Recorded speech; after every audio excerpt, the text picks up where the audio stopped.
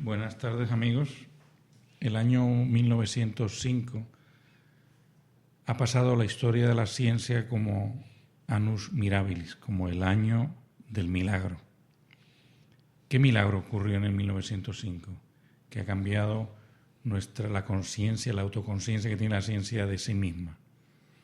En el año 1905, un muchacho de 26 años publicó 4 artículos en una revista de física que cambiaron radicalmente la concepción que tenemos del universo, que tenemos del espacio, que tenemos del tiempo, que tenemos de la física.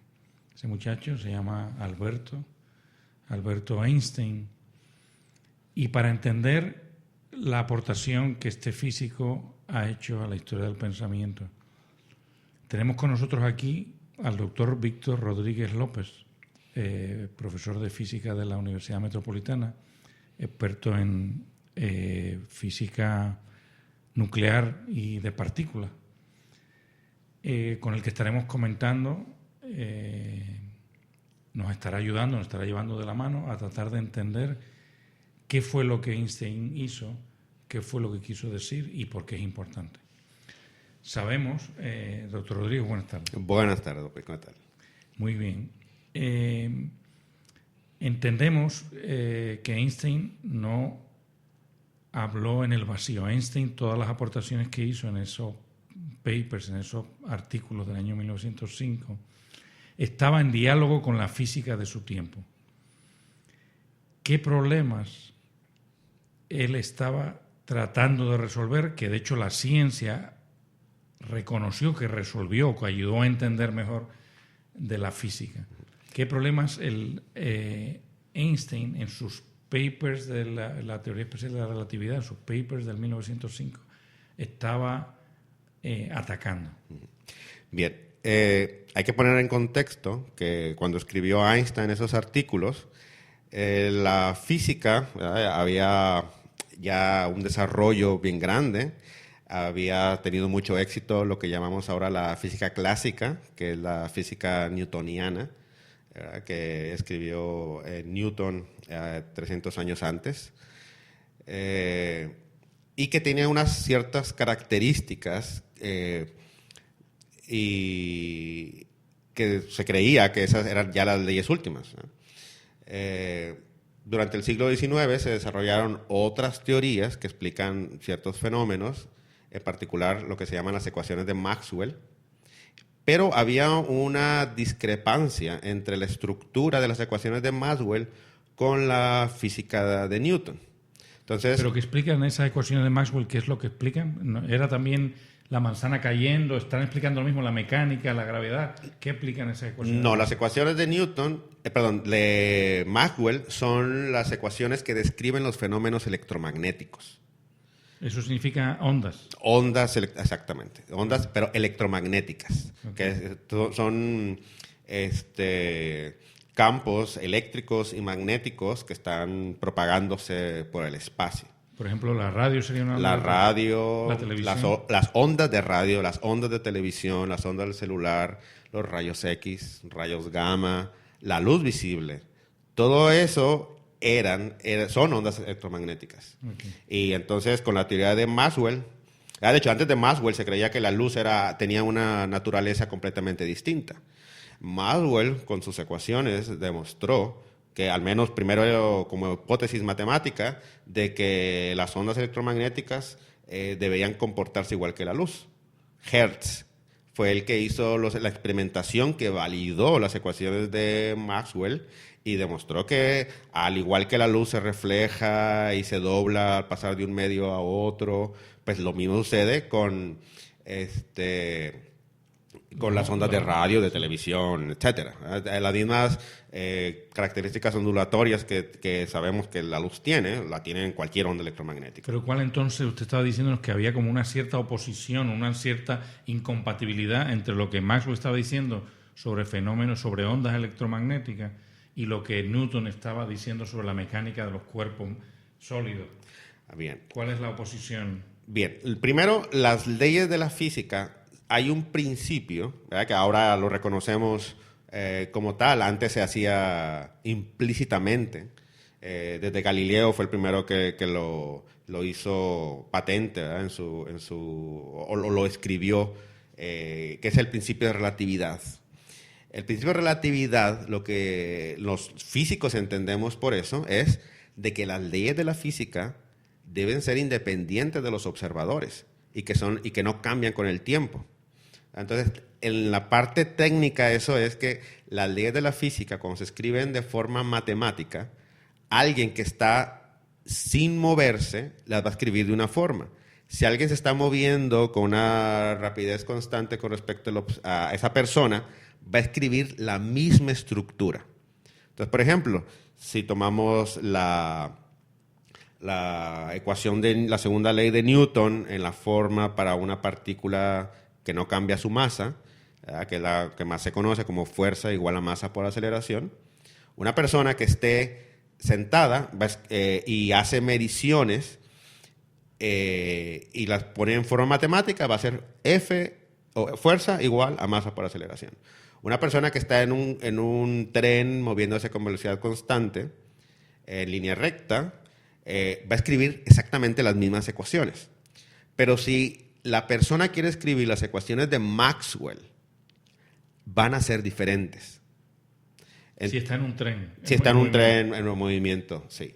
Entonces, en aquel momento, ¿verdad? Después de 200, casi 300 años de éxito de la aplicación de las ecuaciones de Newton para modelar los fenómenos físicos, pues muchas personas, los físicos en ese momento, entendían que la ley de Newton era el modelo que todas las demás leyes tenían que seguir.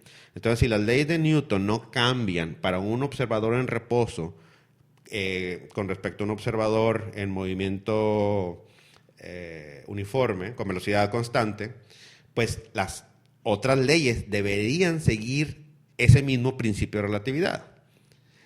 O sea, que se entendía que Maxwell todavía era susceptible de mejora porque no había logrado una formulación de su teoría que fuera válida para cualquier velocidad. Correcto. Okay. Entonces,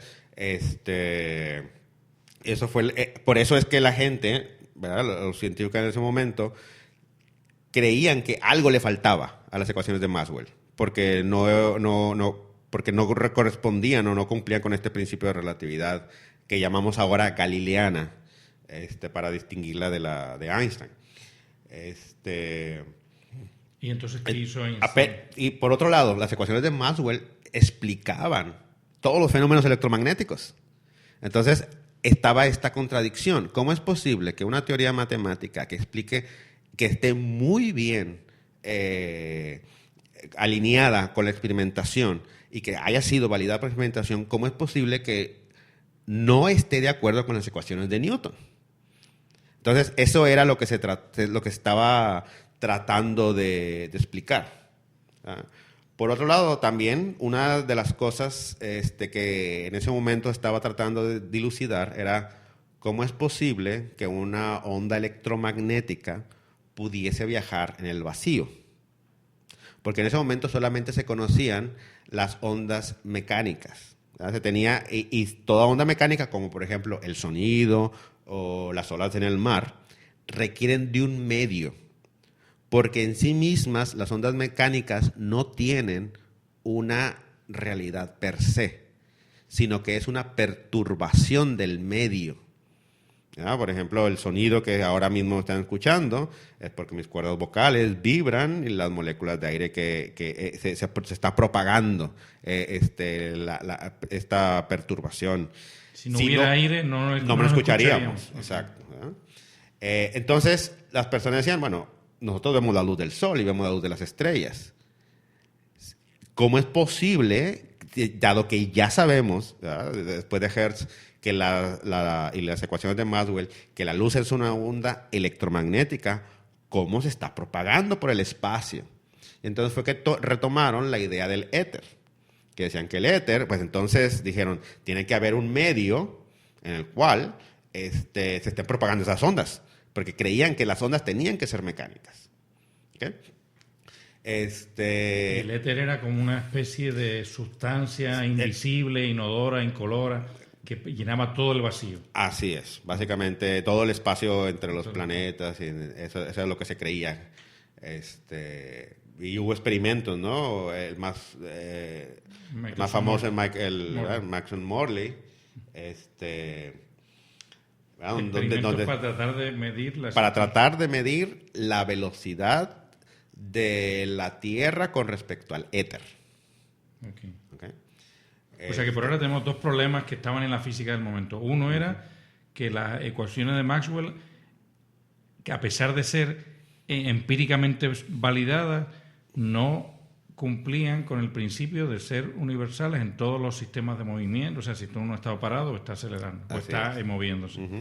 Y otro problema que tenemos es por qué se mueven las ondas electromagnéticas, cómo llegan de los planetas a la Tierra si hay un vacío. Así es. Esos son dos problemas que estamos Esos son los dos problemas. Entonces, no hubo ninguna evidencia.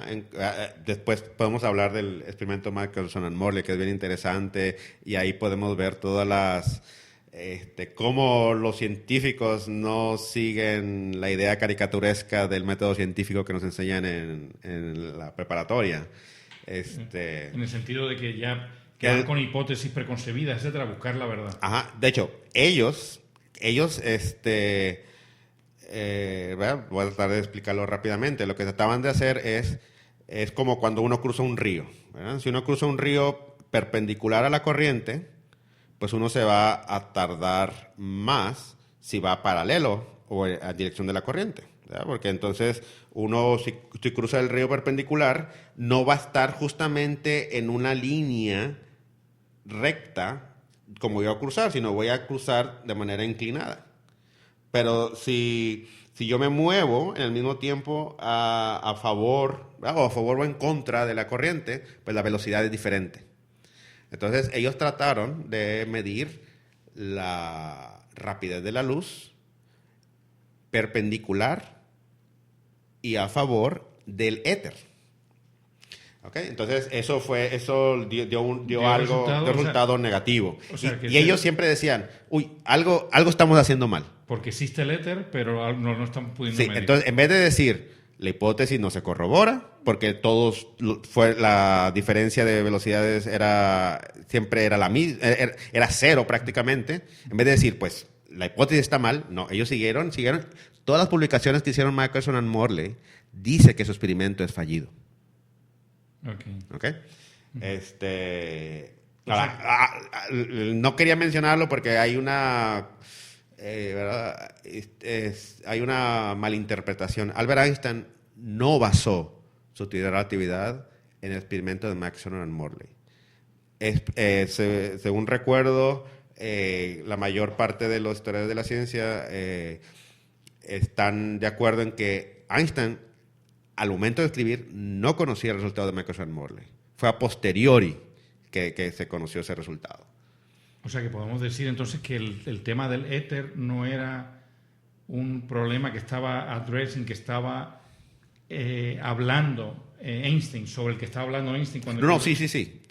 Lo que pasa es que Einstein, ¿qué es lo que hizo Einstein? Einstein, en uno de sus 4 artículos, en el artículo de la electrodinámica de un cuerpo en movimiento, que es el paper que ahora se conoce como el de la teoría especial de la relatividad. Así es. Ajá. Que ese nombre se lo puso Planck en un artículo que publicó en 1906. 2 años después. Ajá, 2 años después. Uh-huh. Entonces, lo que hace Einstein es decir, bueno, vamos a suponer que las ecuaciones de Maxwell son fundamentales y las transformaciones que preservan las ecuaciones de Maxwell son las que son, vamos a decir, más reales, y que todas las leyes tienen que seguir esas. En vez del paradigma que existe en ese momento. En vez de la de Galileo. Newton es el que está bien y todo el mundo tiene que parecerse a Newton. Correcto. Vamos a decir Maxwell es el que está bien. Vamos a suponer que Maxwell estuviera bien. Uh-huh. Y vamos a ver qué mecánica resulta. Y mecánica es la ciencia que Newton desarrollaba. Así es, la ciencia que Newton desarrolló. Entonces, y él de un plumazo puso, y vamos a olvidarnos del éter. Es una idea que no necesitamos. Así, es una oración en su artículo. Okay. ¿Verdad? Entonces, cuando que no, pero no tenemos que... Lo que está diciendo el doctor ahora es que no tenemos por qué presuponer que eso lo dijo a raíz de haber escuchado los resultados de Michael Morley, sino que lo dijo porque en su matemática el éter no hacía falta. Correcto. Ok. Entonces,